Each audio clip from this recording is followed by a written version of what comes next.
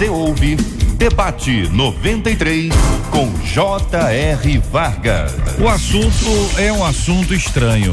Não tenha dúvida, muita gente pode se estranhar com o tema de hoje. Muita gente pode dizer, olha, eu nunca ouvi falar sobre esse assunto. Outros vão dizer, olha, eu conheço isso de perto, eu conheço isso na minha casa, conheço isso com vizinhos, com sobrinhos, com netos, com alunos da escola, com os meninos que têm ido à igreja. Minha gente, cada dia que passa a gente descobre uma coisa e essas coisas se tornam moda e vão crescendo.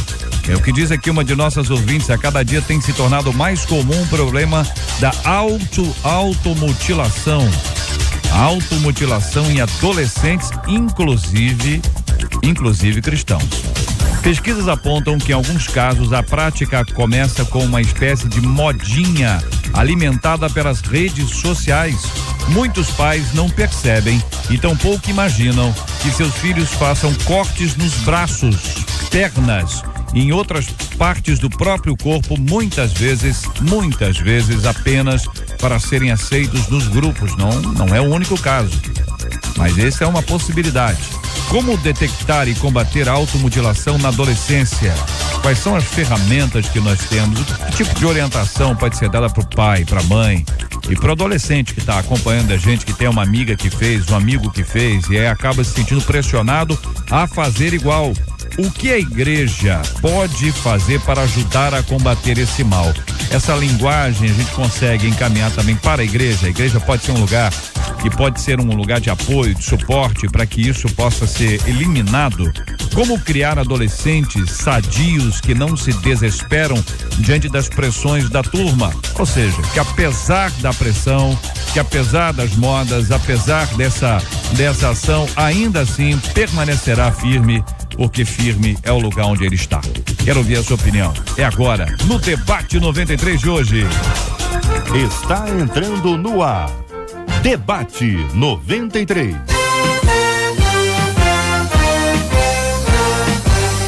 Realização 93 FM. Apresentação J.R. Vargas. Alô, meu irmão. Alô, minha irmã. Aqui fala J.R. Vargas. Estamos de volta, começando aqui mais uma super edição do nosso Debate 93 de hoje, nessa quarta, 20 de maio de 2015. Que a bênção do Senhor esteja aí sobre a sua vida, sobre a sua casa, sobre a sua família, sobre o seu trabalho, sobre a sua igreja. Que a bênção do Senhor esteja com você, onde quer que você vá, onde quer que você esteja. Receba o carinhoso abraço em nome de toda a nossa equipe que já está aqui a postos para te atender, para te receber, para te ouvir. Você liga, você fala com o Debate 93. Fale com o Debate 93. 2461-0093. E-mail debate@radio93.com.br. Facebook Rádio 93 FM. Site www.radio93.com.br. Fale com a 93 pelo WhatsApp 96803-8319. 96803-8319. Olha, eu quero dar bom dia aos nossos companheiros hoje aqui, o pastor César Carvalho, a pastora Márcia Torres, o reverendo Marcelo Gleiser e o pastor Marcelo Farias, todos aqui no nosso Debate 93 de hoje, para introdução, para ajudar, até para que todos tenham o mínimo de informação, os nossos ouvintes, aquelas pessoas que estão nos acompanhando e dizem, olha, mas o que é isso? Eu não sei do que se trata. Ao invés da gente discutir inicialmente, vamos ouvir aqui a nossa querida Marcela Bastos trouxe aqui um resumo para que o nosso ouvinte que eventualmente não estiver aí acompanhando e habituado a esse assunto vai ser informado e depois nós vamos discuti-lo. Bom dia, Marcela. Bom dia, JR, ouvintes e debatedores. Eu vou ler aqui um pedaço de uma matéria que saiu no jornal O Globo, que fala sobre a prática de automutilação entre os adolescentes. E diz assim: cortar na própria carne não é uma metáfora para muitos adolescentes. A disseminação da prática da automutilação em redes sociais dá uma pista sobre um problema que aqui no Rio de Janeiro preocupa aí um número crescente de especialistas e escolas que já têm organizado aí palestras e eventos sobre o tema. Os psiquiatras cariocas já falam em uma epidemia de um castigo auto-infligido para, na ótica dos jovens, minorar aí os sofrimentos emocionais ou psicológicos. E eles fazem um alerta. Grande parte dos pais sequer percebe que os filhos têm se cortado com canivetes, lâminas de barbear e até lâminas de apontadores de lápis. E uma das administradoras de uma dessas páginas sobre automutilação no Facebook, pasmem vocês, essa página tem mais de 10 mil curtidas em menos de um mês de criação. A menina tem 15 anos. Segundo o que ela diz, o intuito dela não é incentivar, mas é ajudar os jovens que sofrem do mesmo problema que ela, sem julgá-los, porque ela fala que ela fez o primeiro corte com um compasso há 3 anos. E desde então, ela só conseguiu ficar sem se mutilar por apenas 5 meses. A matéria continua dizendo que o principal público atingido são meninas de 13 a 17 anos e aponta que a internet tem um papel preponderante na disseminação atual da prática, por isso que chama de epidêmica. Vamos ouvir aqui os companheiros. Pastor César, começando com o senhor e aí abrindo para os companheiros aqui a nossa mesa do debate 93 de hoje. Bem, bom dia, JR, bom dia aos queridos, bom dia aos nossos ouvintes. Eu acompanho de perto alguns desses casos e que isso não está só no Brasil, está no mundo todo. E é um drama muito complexo, porque ele pode se desdobrar em duas questões muito sérias. A questão da agonia de ser e de viver hoje nessa dimensão da adolescência, mas também há uma questão na própria adolescência, a necessidade de ser gregário, a necessidade de viver em grupo. No meu tempo de adolescente, lá nos anos 1700 e alguma coisa, o barato era fumar. Então, para você fazer parte da patota, você tinha que fumar. Eu, nascido na igreja, não fumava, de alguma maneira estava excluído. Mas havia amigos meus que, por não ter a barreira cristã, eles tinham que se sentir do grupo e, por isso, topavam a brincadeira de fumar, e alguns deles fumam até hoje. E tem uma grande tristeza por causa disso. Há uma questão da agonia existencial, daquilo que nós estamos vivendo como conta de uma geração que realmente abriu mão de certos valores e foi tendo filhos, e foi vivendo a sua realidade de filhos. Nós vivemos um tempo onde que a maior parte dos nossos adolescentes são fruto de casais que se separaram, de famílias desestruturadas. Isso gera uma agonia interior e, por conta disso, o adolescente vai tentar suprimir isso através da automutilação. É um drama, não há uma explicação única, não há uma questão só que a gente possa dizer faz isso ou faz aquilo, mas creio que é o momento de pararmos para perceber as dores e a conta que está sendo paga por conta da irresponsabilidade de algumas famílias que simplesmente resolveram brincar de construir famílias e fazer filhos como se fossem bonecos. Essa conta está sendo paga e o drama e a agonia é muito pesada. A gente tem acompanhado alguns desses dramas muito de perto. Os pais, depois que descobrem, entram num processo de quase que de culpa. O que eu fiz para isso acontecer? Então tem que ser acompanhado. Se você conhece alguém, a minha recomendação é que, além de procurar ajuda dos seus pastores, no caso de cristãos, procure ajuda profissional, psicólogos e até algumas questões até de psiquiatras mesmo, porque tá chegando a dramas bem, bem difíceis. É uma situação bem complexa. Querido. Bom dia a todos, bom dia aos pastores que estão aqui na mesa. Esse caso é interessante. Como o pastor mencionou, há várias causas, mas eu acho que nós poderíamos ressaltar uma palavra que engloba talvez muitas causas. É o abandono emocional. Porque o abandono emocional, ele acontece até com pais presentes dentro da própria casa. É aquele adolescente que não desenvolveu, os pais não desenvolveram com ele o diálogo, entendeu? E é uma dor psíquica muito grande que o mecanismo mental, mais ou menos na hora que a pessoa corta, é como se desse uma aliviada na dor psíquica, porque a dor psíquica, ela é a pior dor que tem. Uma dor física, você vai no médico, ele constata através de um exame, mas a dor na alma é como que ela é uma coisa incalculável, impalpável. Então, quando o adolescente corta, é como se desse ali um alívio. Só que o que acontece? Daqui a pouco, a dor continua, ela não vai aliviar, o mecanismo mental volta e ele vai se cortar novamente. Então eu acho que o abandono, ele é o que starta, ele é a raiz, ele é o nascedouro disso aí. Abandono, porque eu estou dizendo abandono emocional. Porque hoje, como o pastor falou, se fazer um filho, colocar um filho no mundo é muito fácil. Mas toda criança, ela precisa de cuidado e de atenção. E principalmente o cuidado emocional, o afeto, a troca.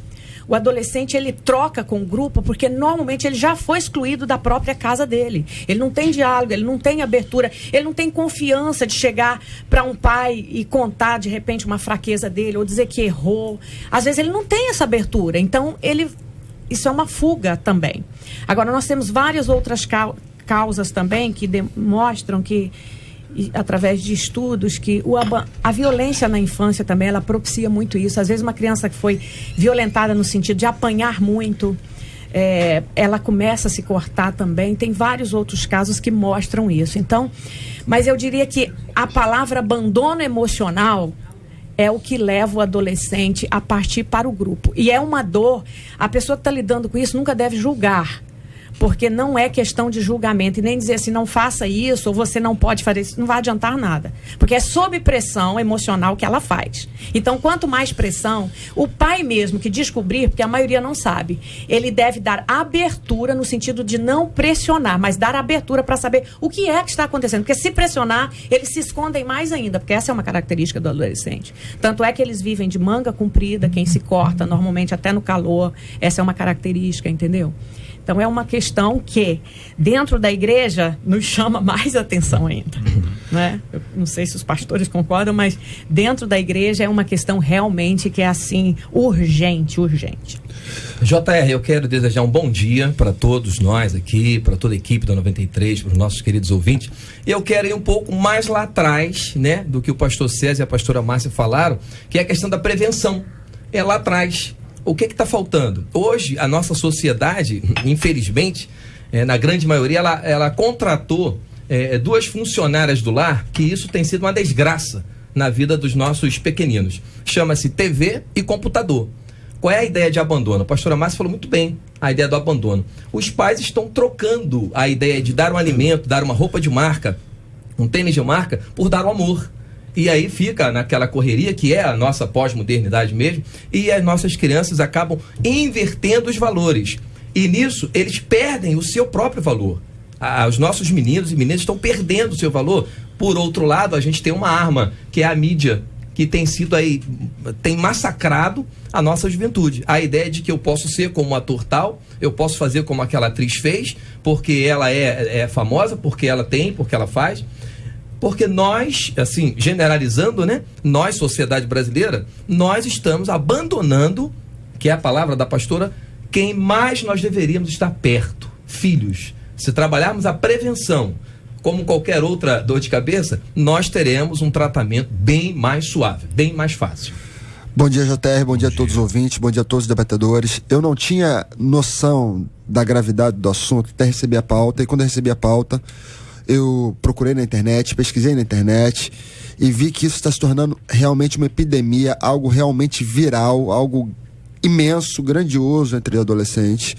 Eu também não hesito em afirmar que grande parte da culpa, grande parte da responsabilidade desses cortes nos adolescentes não são devido à pressão de grupos externos, ainda que haja pressão de grupos externos, não são devido ao fato deles terem conhecimento de que outras pessoas estão fazendo, é devido ao fato deles não terem uma referência, uma identidade. Nós sabemos que o adolescente é um ser em busca de identidade. Ele está deixando de ser criança, está se tornando adulto, e nessa fase da adolescência ele busca uma identidade. Por que isso não acontecia 10, 15 anos atrás?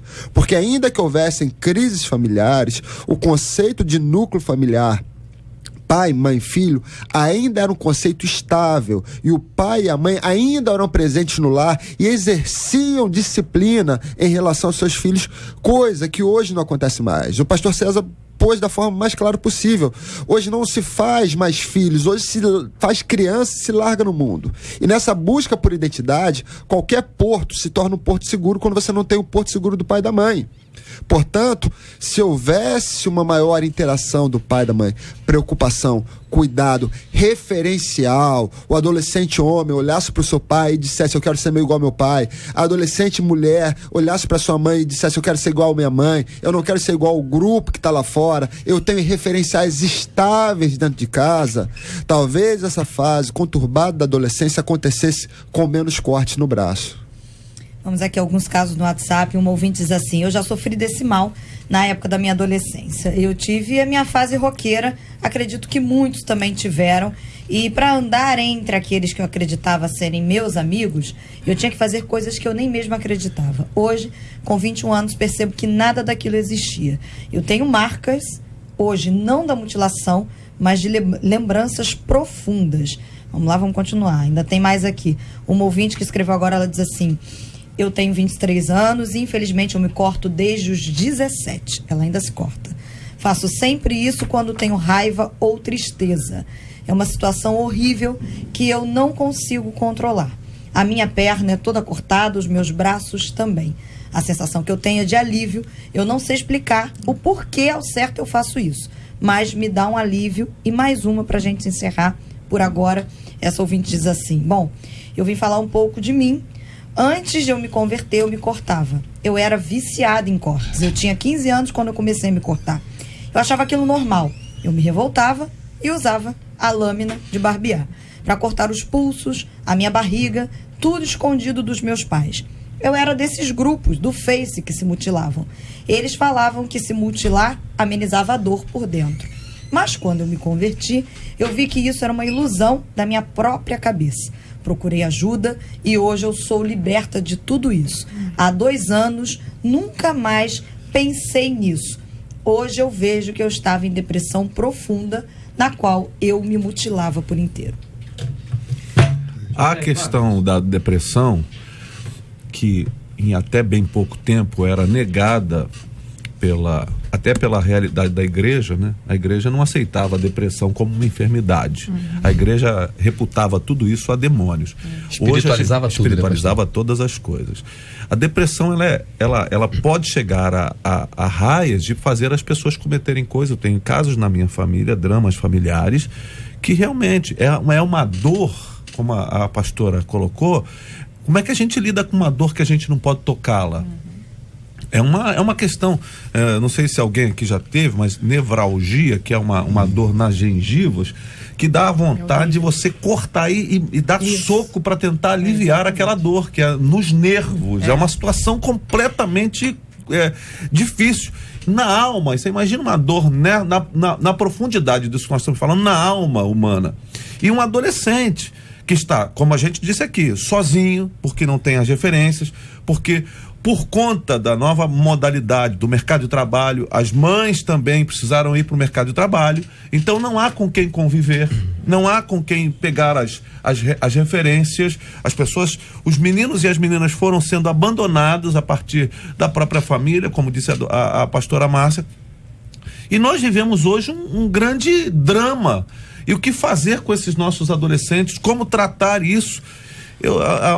É uma proposta, uma pauta extremamente necessária, porque eu acho que a gente precisa rever a maneira também na igreja de como lidar com os dramas da atualidade. A gente muitas vezes, caminhava sempre dizendo: tem que orar mais, tem que ler a Bíblia mais, tem que isso, aquilo mais. Tudo isso é muito importante e condição imprescindível para a caminhada cristã. Mas será que nós não podemos fazer também outras abordagens no que diz respeito ao tratamento de gente assim? A vida em si, né, pastor? A adolescência, que até, por estranho que pareça, eu estava lendo alguns artigos, a adolescência foi estendida até 30 anos de idade. Nós temos uma rapaziada aí que está dentro do quarto jogando PlayStation. Eu tenho pegado muito. E é um drama. A adolescência está se estendendo. A situação está ficando cada vez mais dramática. E acho que as respostas precisam ser trabalhadas num ambiente mais dinâmico e menos restrito. Tem um texto, pastor César e queridos ouvintes, Mateus, capítulo 11, versículo 28, em relação ao que a Marcela leu ainda agora, a ideia de que a dor externa vai aliviar a minha dor interna. a gente precisa correr para a Bíblia, não tem escapatória, né?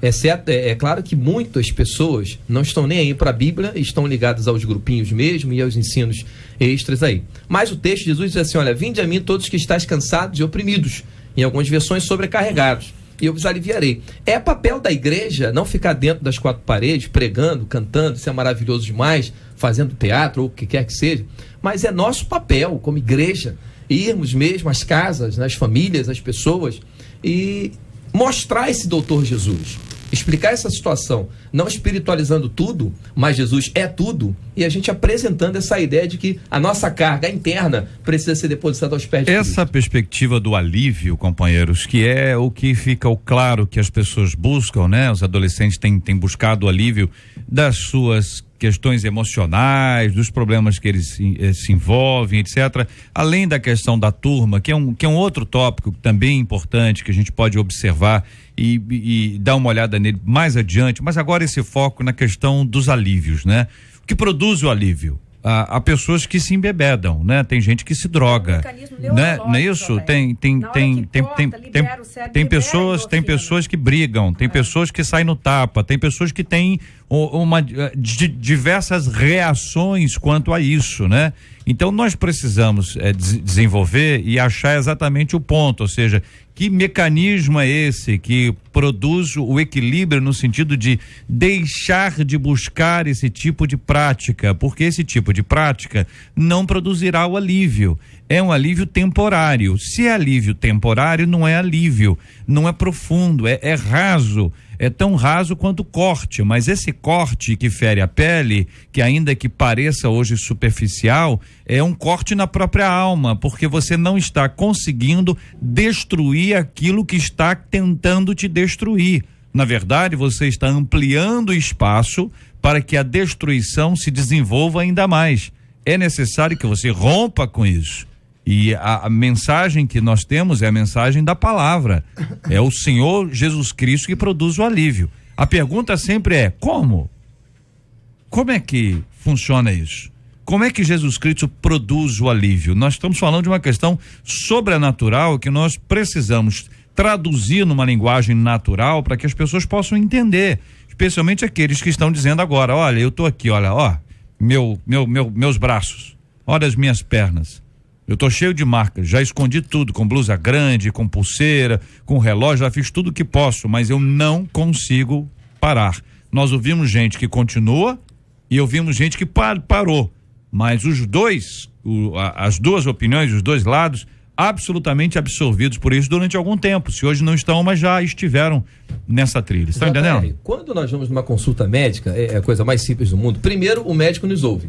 Nós contamos para ele o que estamos sentindo e achamos que aquilo é ruim. Algumas vezes. Ele tinha que ser assim, né, pastor? Sempre, algumas né? tinha que ser sempre, mas algumas tinha que ser assim sempre. Então, qual é a ideia? O JR perguntou como apresentar Jesus, que é o alívio verdadeiro, como fazer isso? Eu entendo que, e a doutora entende muito mais que eu, pastora Márcia, ouvir a pessoa. Por que é que ela está se mutilando? Por que é que ela está fazendo isso?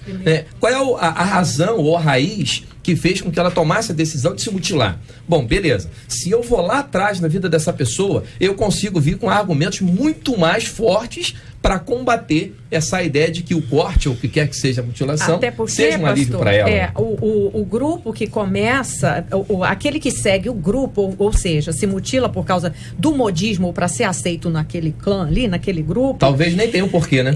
Ele já traz, mas a grande maioria também já traz essa coisa interna, esse vazio interno, alguma busca, alguma falha, alguma falta. Então, é modismo? É para ser aceito, mas na verdade ele já tem uma propensão, entendeu? Como a pergunta que foi me dada aqui, como criar adolescente sadio que não se desespere diante das pressões? Por exemplo, vamos supor, uma criança que está sofrendo bullying, um adolescente que está sofrendo um bullying na escola. Se o pai diz para ele assim: olha, se você aceitar isso, ou se você apanhar na escola, se você não bater, quando chegar em casa você vai apanha aqui. Se não bater lá, você apanha Se aqui. ele já tem uma característica introspectiva, fechado com ele mesmo, ele já tem medo, essa pressão do pai ou da mãe, seja lá de quem for que cria, vai piorar a situação para ele. Vai dar uma força que não era para dar, né? Não. Esse tipo de força. Isso é uma tentativa que negativa mais ainda a capacidade que ele tem de resiliência. Então, isso que você falou, aceitação, né? O treinamento dos pais para nós que somos evangélicos, eu acredito muito, pastores, na prevenção. Essa é uma palavra de ordem, prevenção. A Bíblia diz, instrui o menino. Se você for pegar a palavra menino no hebraico, você vai ver, a palavra instruir significa colocar freio. É como se você colocasse mesmo limite. Controlar. As crianças hoje não estão tendo limite. Instrui o menino. E a palavra menino se reporta ao útero. É desde o início da vida nós temos que instruir. É do zero. Então, nós hoje estamos preocupados com tanta coisa. As mães estão trabalhando, todas nós trabalhamos, mas tem coisa que não dá para terceirizar. É a educação dos nossos filhos e a atenção. Educação, presença com qualidade. Os pais que trabalham, as mães que trabalham fora, mas se você tem 2 horas com qualidade com seu filho por dia, e se você é uma pessoa que está atento, como eu tenho, amigas e pessoas, liga toda hora para saber, procura saber se chegou, se não chegou, pastor. Pastor, a Bíblia vai dizer, instrui o menino no caminho. Não é o caminho, é no caminho. Existe exatamente. Que é o certo. É estar junto, é ser parceiro, é ser a referência, é ser o modelo. E isso tem sido abandonado. A gente tem, como disse a pastora, como a gente está dizendo, tem sido terceirizado, até para a igreja. Os pais chegam na igreja aqui, tomam o meu filho problema e devolve meu filho. Resolve aí. Tem pai que não vai na igreja, pastor, se não tiver escolinha ou berçário. Exatamente. E aí entra em crise. Não tem a professora. Meu filho vai lá e dá aula, bicho. Vai lá, se oferece. Exatamente. Faz alguma coisa. É importante também. Retomando aqui o ponto, né? A maneira como a gente compartilha esse evangelho, a forma como a gente lida, o tempo que se dá para ouvir, para que se ganhe a confiança, a credibilidade, isso não acontece de um instante para outro, isso não é uma questão mecânica, isso depende muito de quem vai ouvir, da maneira como lida com esse assunto. Você imagine bem que hoje, acompanhando a gente, muita gente que nunca ouviu falar sobre esse assunto, ouviu, mas achou que isso acontece na casa ao lado, vai procurar o seu filho e a sua filha, especialmente a filha. E vai lá olhar o braço, e vai olhar as pernas. E ainda que seja já tardiamente, é possível que isso seja feito. Como é que esse pai, essa mãe, deve lidar com este fato? A pergunta é, o pai chegou em casa, a mãe chegou em casa e fez análise do seu filho e da sua filha e constatou que de fato existem marcas que aparentemente são marcas de cortes como estes que nós conversamos agora. Qual deve ser a postura? Como deve agir esse pai e essa mãe para de alguma forma tentar resgatar esse menino e essa menina deste buraco no qual ele se encontra? JR, na opinião do pastor Marcelo Farias, a primeira ideia que se deve ter é conversar. Vá à pessoa e conversar no sentido de ser ouvinte. Às vezes nós falhamos como pais e nós vamos para um diálogo, mas na verdade é um monólogo. Nós vamos falar e a criança vai querer falar também, não vai ter espaço.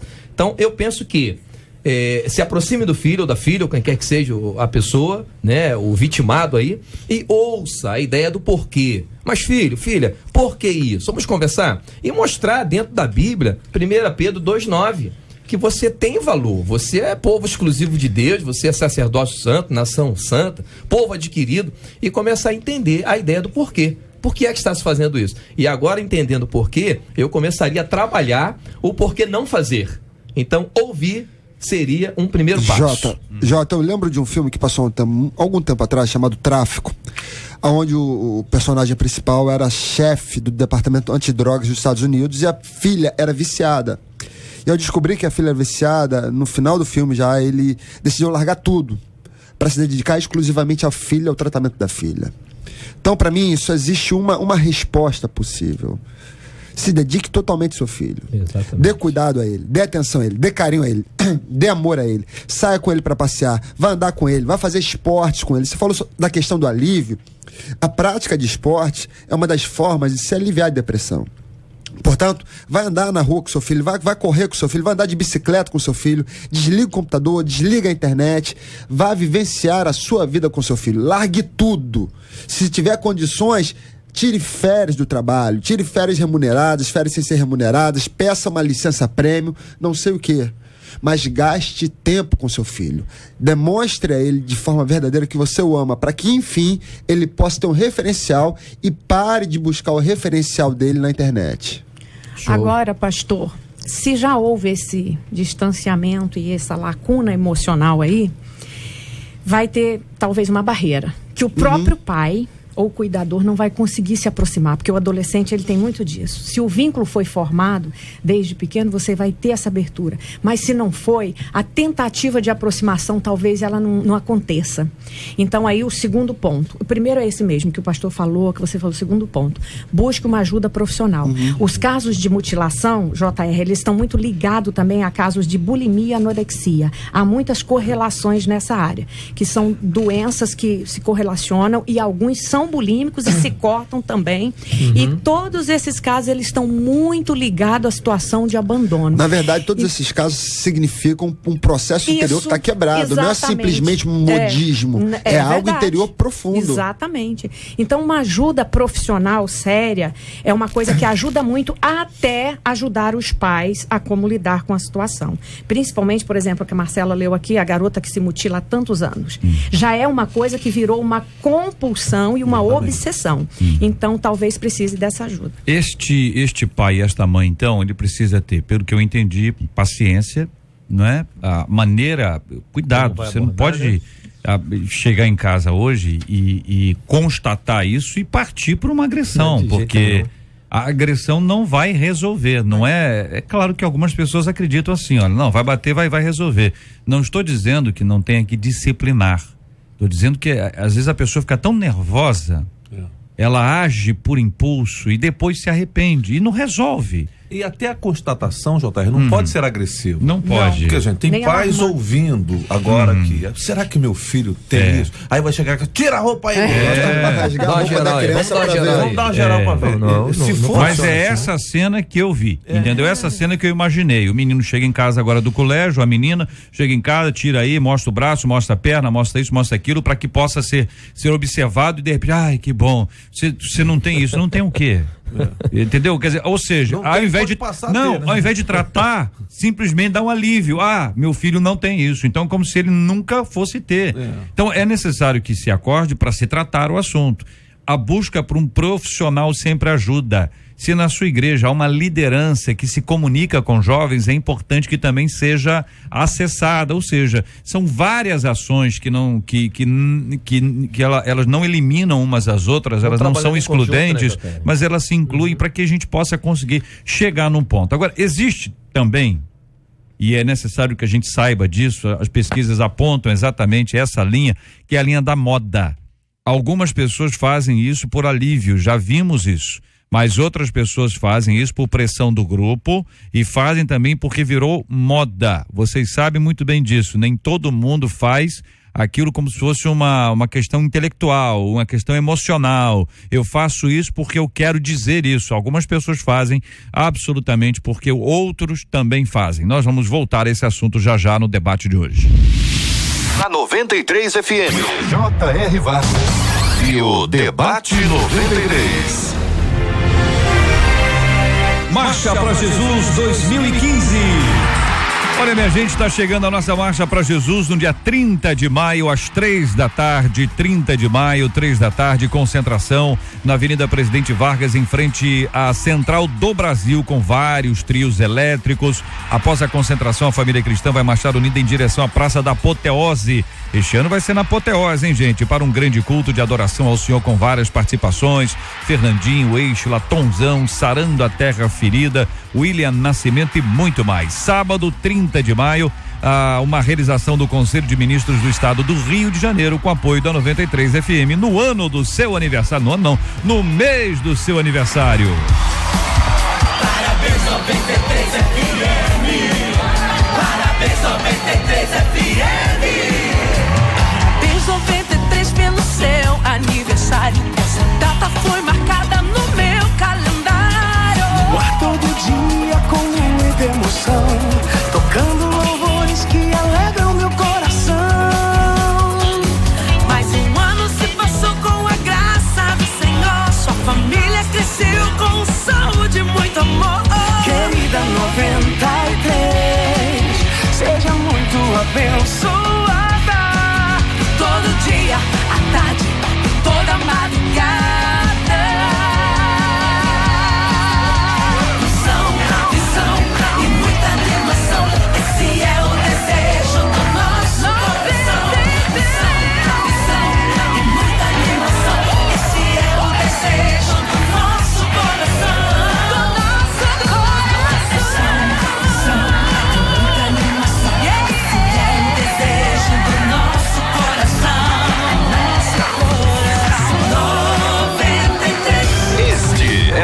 Debate 93, com J.R. Varga, na 93 FM. Estamos no Debate 93 de hoje com o pastor César Carvalho, a pastora Márcia Torres, reverendo Marcelo Glésia, pastor Marcelo Farias, aqui no Facebook da Rádio 93 FM. Você tem aqui a foto dos nossos companheiros hoje aqui, vai conhecer essa turma maravilhosa que participa conosco do Debate 93 e também pode trazer a sua opinião e a sua história. Por exemplo, uma de nossas ouvintes, a Leide Lane, dizendo: eu nem sabia desse assunto.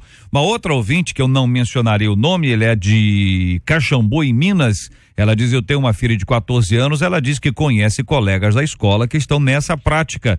Muito triste e difícil. Eu converso muito com ela, oriento bastante em tudo, mas peço a Deus que nos ajude sempre, porque acho difícil lidar com essa idade. Outro ouvinte dizendo que conhece uma menina de 12 anos e ela se cortou com apontador, com gilete, por causa de um grupo internacional. E eu estou orando por ela e a mãe dela está levando ao psicólogo. Aí nós temos essa opinião de uma de nossas queridas ouvintes participando conosco aqui no Facebook. E aí, você se lembra, ouvinte amado, que nós vivemos numa aldeia global. Essa é uma expressão que já é antiga, mas que já apontava para essa globalização. Quando começou a se usar essa expressão, as pessoas diziam, afirmavam: olha, no futuro as pessoas se comunicarão de uma vez só, e hoje nós vivemos essa experiência e vamos vivê-la cada vez mais. Então imagina bem que um grupo internacional faz isso em qualquer lugar do mundo. Escolhe aí um lugar, Luxemburgo. Tá certo? Um país, Luxemburgo, e lá em Luxemburgo 10 adolescentes começam, e daqui a pouco esse negócio vira uma epidemia. Por quê? Porque eles usam as redes sociais que têm acesso mundial. Então não se tem limite, mas não pode dizer assim, não consegue, não vai ter acesso, a não ser que ele viva aí sim numa ilha, não global, mas uma outra ilha que não tem acesso a absolutamente nada. Daí a importância da orientação, como ela ganha importância, e ela tem fundamentação bíblica. A Bíblia sempre nos ensinou a trabalhar a educação, a orientação, o ensino, a instrução. Algumas pessoas trocaram isso por vigilância. Vigilância, se fosse bom, teria essa orientação. Mas nós temos na palavra de Deus uma série de lições especiais para orientar, para ensinar, para doutrinar, para treinar, para capacitar. Ensinar as pessoas a pensarem. Se você não ensinar os seus filhos a pensarem, eles pensarão com a cabeça do outro. Aí é uma encrenca e vira moda, Marcela. E com a cabeça do outro é o que faz o destaque naquela reportagem do jornal O Globo. Uma psicóloga clínica chamada Elisa Bichels, ela diz assim, que há quem se utilize desse ato autolesivo por causa da dor, mas que tem outros que fazem porque todo mundo está fazendo e querem ver qual é. E aí ela aponta que existem blogs que acabam ensinando aí qual que é a melhor lâmina e qual a parte do corpo que a pessoa tem mais alívio. E ela aponta que a questão maior é convencer essas pessoas, esses adolescentes, de que as informações da internet não são verdadeiras. Ela fala que isso acaba virando uma compulsão, eles ficam prestando atenção ao corte e fiquem pasmos.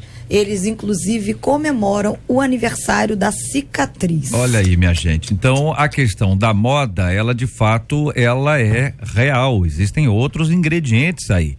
Mas pensa nesse aspecto que envolve a moda e a pressão que os grupos exercem sobre as pessoas, até para que elas sejam aceitas, mas também nesse outro aspecto, é moda, todo mundo faz, nem para entrar no grupo, não. É só para como usa um brinco, como usa um relógio, como usa uma roupa, faz um corte no braço, na perna. Uma coisa interessante, até que eu queria destacar aqui é o seguinte: 1 João 1, versículo 7 em diante, diz que o sangue de Jesus Cristo nos purifica de todo pecado.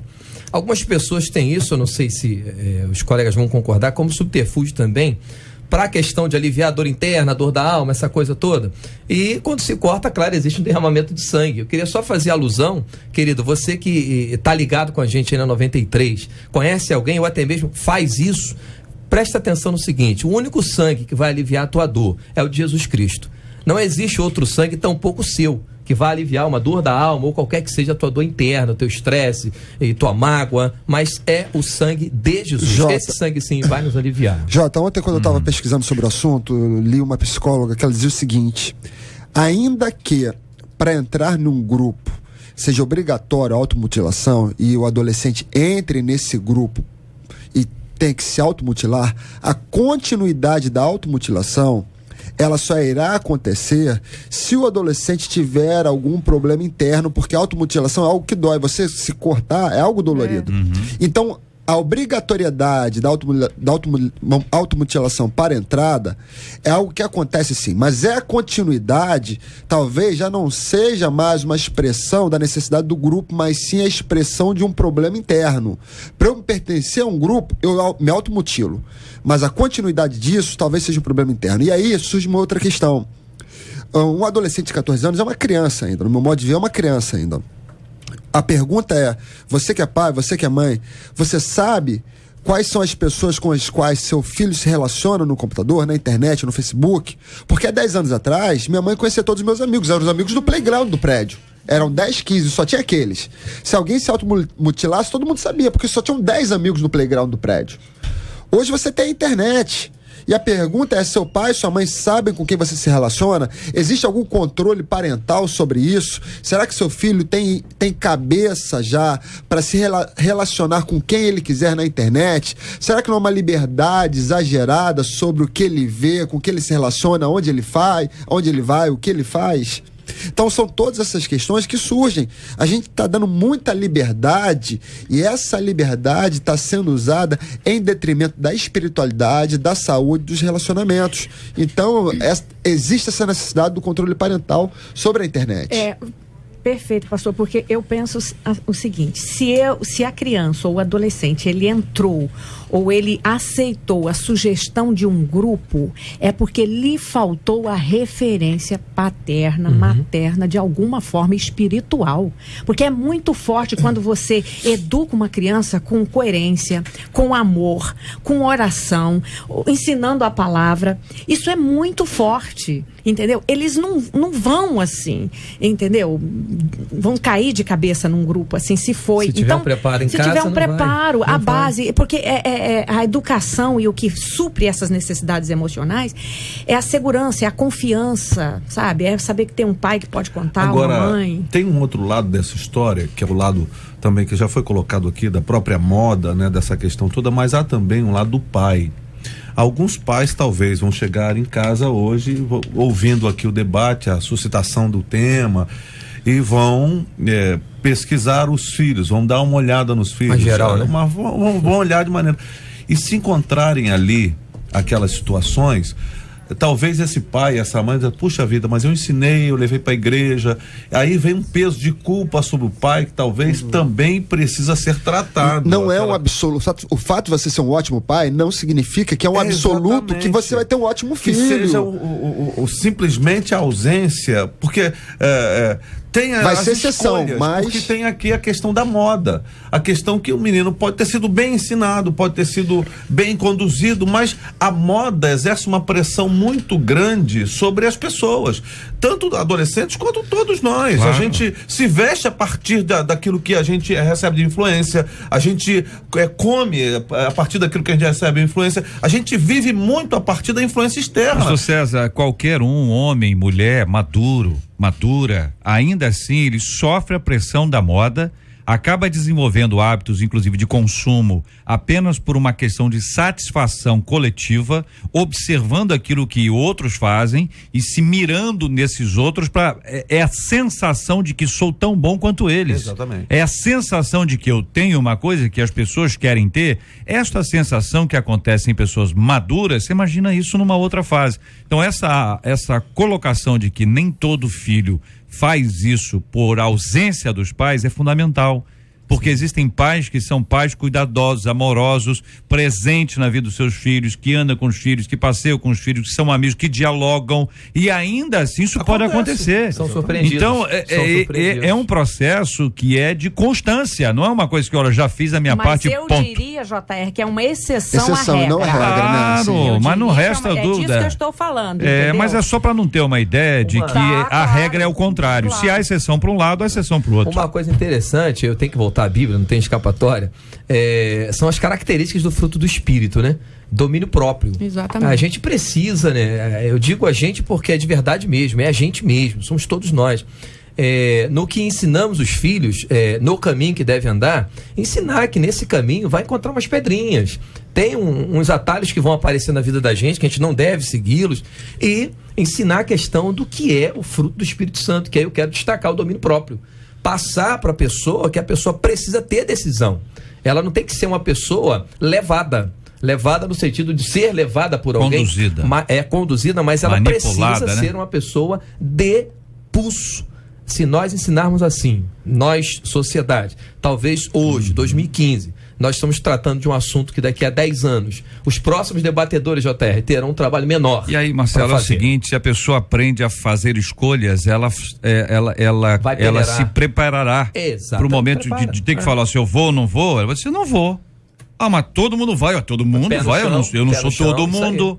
Eu vou se eu quiser ir. Exato. Agora, se também tem gente que escolhe ir. E, Jota, tá certo? Né? Existe uma saída, uma alternativa para essa questão do grupo da influência, que é a própria igreja, o grupo de adolescentes da igreja, que pode exercer uma cultura positiva sobre adolescente. O problema é que muitas vezes eu vejo pais que frequentam igrejas extremamente, eu vou usar esse termo, extremamente chatas para o adolescente, e fazem questão absoluta que seu filho adolescente fique naquela igreja que é extremamente chata para ele, quando na esquina tem uma igreja com um grupo de adolescentes imenso, maravilhoso, e que aquele adolescente não pode ir porque tem que estar naquela igreja com o pai ali, que é uma igreja que não oferece nada para ele. E aí ele vai buscar refúgio em um outro grupo. Até fazer 18, pastor. A igreja tem uma solução para isso. Oferecer aquilo que John Stott chamava de contracultura cristã. Ou seja, uma alternativa viável, saudável e sólida à cultura do mundo. Existe a cultura e o grupo do mundo. E existe a cultura e o grupo da igreja. E o adolescente, se não tiver o grupo da igreja, ele vai procurar o seu grupo em qualquer lugar. A palavra de ordem para os pais, tem uma ouvinte que escreveu aí falando que acha muito difícil cuidar da filha nessa fase, 14 anos. A palavra de ordem seria flexibilidade. Porque o adolescente, ele está formando e ele está em busca da identidade dele. Então, se o seu adolescente é um adolescente que nunca te contestou, que nunca tentou burlar uma norma ou uma regra, isso também é preocupante. Porque para a formação de identidade, eu tenho que contestar, eu tenho que dizer, não é assim. Eu tenho que argumentar com o pai, por que perguntar, por que eu tenho que obedecer, porquê do porquê. Então a palavra flexibilidade, o comportamento de ser flexível, eu diria, eu ensinava os meus assim, vamos negociar o negociável. Agora tem coisa que é inegociável, tanto do nível, no contexto da palavra de Deus, como com respeito, no dia a dia, E tem da uma vida, galera né? aí também que esqueceu que foi adolescente, né? Tem uns pais aí que esqueceram que foram adolescentes. Nem lembra. O cara não, parece que nasceu já adulto, resolvido e santo, né? Esqueceu que isso dificulta entender os nossos adolescentes. Os bastidores da igreja. Isso dificulta. Agora, como resposta que o Marcelo estava dizendo aqui, a proposta da igreja, eu acho que sim, mesmo que a igreja seja chata, como você disse aí, né? Mas eu acho que toda igreja pode olhar para isso com cuidado. Toda igreja acaba tendo um grupo, por menor que seja esse grupo, cuide, coloque alguém que tenha um diálogo, uma conversa, um papo que seja no nível dos adolescentes e faça alguma coisa, porque é evidentemente uma necessidade dos nossos dias. Não podemos simplesmente ficar pautados, temos o culto, vamos aqui cumprir as nossas liturgias. Não, vamos flexibilizar, não é a palavra? Flexibilizar para a igreja também. Em muitas igrejas, a liderança de adolescentes é composta, se não totalmente, mas parte dela por pais de adolescentes. Sim. Se tem adolescente, porque tem pai. Não é? Pode ser que eles não estejam na igreja, mas os que estiverem na igreja, eles podem ser treinados. É uma coisa que às vezes a igreja ela não tem e ela acha que ela volta à ilha, ela é uma ilha. Na igreja ao lado, lá, de repente, numa outra igreja, num outro bairro, numa cidade próxima, existe uma liderança de adolescentes. Olha, aquele pessoal faz um trabalho muito bom. Vamos aprender com eles. Exatamente. Vamos aprender, vamos lá, vocês podem nos ajudar? Porque uma igreja que tem visão larga, ela vai dizer o seguinte, olha, nós podemos treinar outras pessoas para desenvolver o trabalho que está sendo desenvolvido aqui. Exatamente. E o treinamento vai ajudar. Então, na igreja, o pai tá ouvindo, na minha igreja lá não tem. Vão buscar. Vão preparar as pessoas, vão treinar, e nenhuma igreja nasce grande, o trabalho não nasce pronto. Exatamente. É um trabalho, é a construção, né? JR, eu costumo dizer o seguinte lá na igreja, se o adolescente ou jovem não for para a igreja sábado à noite, ele vai para qualquer outro lugar. opção que não falta. A única coisa que ele não vai fazer é ficar em casa vendo televisão aos finais de semana. Ele tem que ter alguma opção, então que seja a opção mais sadia. De São João, um ouvinte dizendo: minha sobrinha há 2 anos começou a se mutilar, ela estava triste porque queria namorar e os pais não davam atenção. Aí ela entrou em um grupo numa rede social que incentivava e começou a se cortar e depois passava maquiagem em cima. Então olha aí, mais um detalhe, né? Quando descobri, contei logo para os pais e de início eles bateram nela, mas depois viram que ela estava precisando de ajuda profissional. Graças a Deus ela saiu dessa e o ponto é a ajuda, não é bater, o ponto é a ajuda, é a conversa, é o diálogo.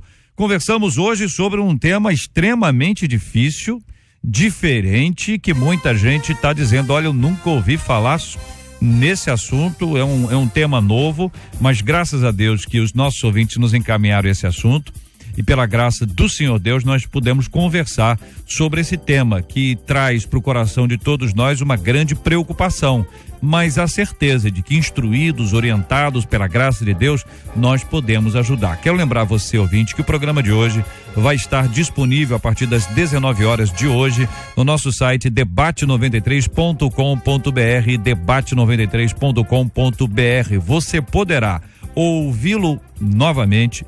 Você poderá compartilhá-lo com os seus amigos, mandando link, seja por e-mail, seja em inbox lá no seu Face, seja no Face aberto ali. Enfim, de alguma forma você pode multiplicar essa instrução e esta informação para os seus queridos e os seus amados. Marcela. E hoje, durante o programa, nós perguntamos aí na pesquisa: você conhece algum adolescente que se automutila? Por telefone, 25% dos nossos ouvintes conhecem. Já na internet aumenta um pouquinho, 43% deles também conhecem. E JR, eu quero aproveitar aqui e pedir para que você aí mande um beijo, que a gente está recebendo hoje aqui no nosso estúdio a Vilce Meire, ela é nossa ouvinte da Penha. Ela hoje veio passar com a gente o aniversário. Posso falar quantos anos, Vilce Meire?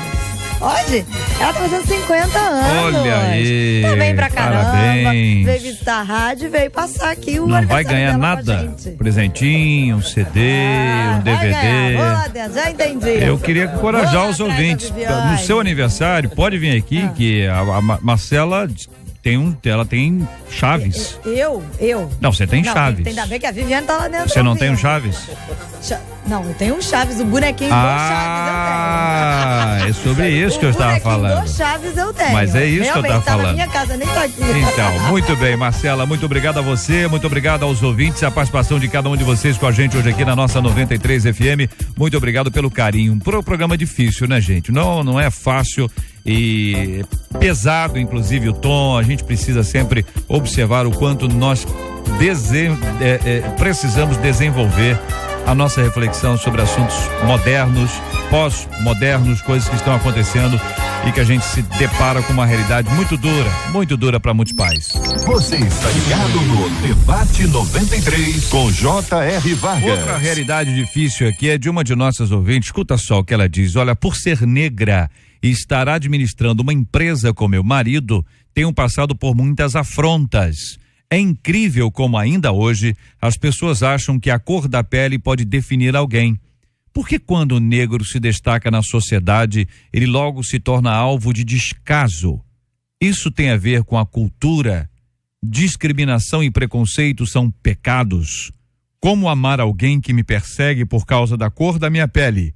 Qual a postura que um cristão deve assumir quando é alvo de preconceito? Pergunta uma de nossas queridas ouvintes.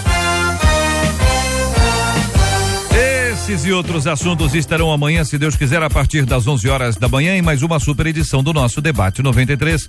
Pastor César Carvalho, muito obrigado. Leva um abraço para o povo da comunidade cristã Novo Dia, pastor, por favor. Obrigado, JR. E eu vou dar esse abraço hoje ainda. Opa. Vamos estar juntos e eu quero mandar um beijo para esse povo lindo da comunidade cristã Novo Dia, em Jacarepaguá e também Jardim América. E estamos juntos. Maravilha. Pastora Márcia Torres, muito obrigado. Leva o nosso abraço ao povo amado da Assembleia de Deus de Bom Sucesso. Bom dia a todos, um abraço aos meus filhos que estão me ouvindo, o Edson e a todo o pessoal da Assembleia de Deus de Bom Sucesso. Bênção puríssima. Reverendo Marcelo Glésia, muito obrigado. Leva um abraço para a Igreja Presbiteriana de Pendotiba. Pode deixar, vou levar sim, Jota. Eu quero mandar um abraço especial para 4 mulheres muito especiais. Uma é a irmã Ana Mary, membro da nossa igreja, mulher de Deus, mulher de oração. Outra para minha querida mãe, sempre tem que mandar um beijo para ela.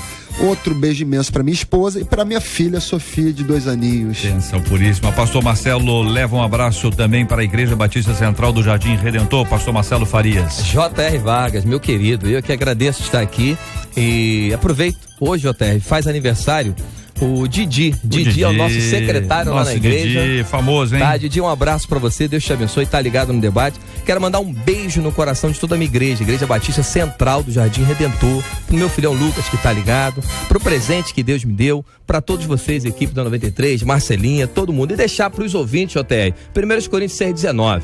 Você é templo do Espírito Santo, então fique ligado nisso. Deus te abençoe. Bênção pura. Nós vamos orar juntos nessa hora. Pastor César, por gentileza, ore conosco. Vamos apresentar o tema de hoje diante de Deus em oração. Vamos também interceder uns pelos outros. Tem muita gente sofrendo com este assunto, com este tema.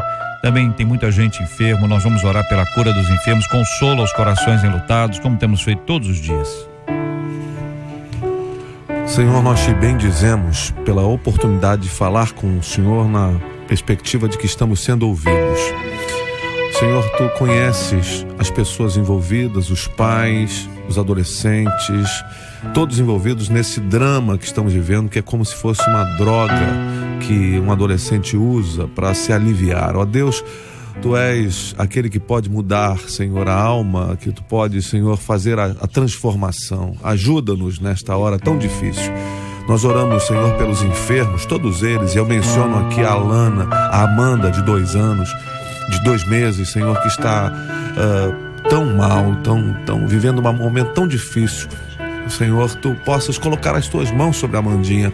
Ó Deus, e todos esses pedidos nós apresentamos, Senhor, cada um em especial, diante do trono da tua graça. E fazemos isso em nome de Jesus. Que Deus te abençoe. Você acabou de ouvir Debate 93.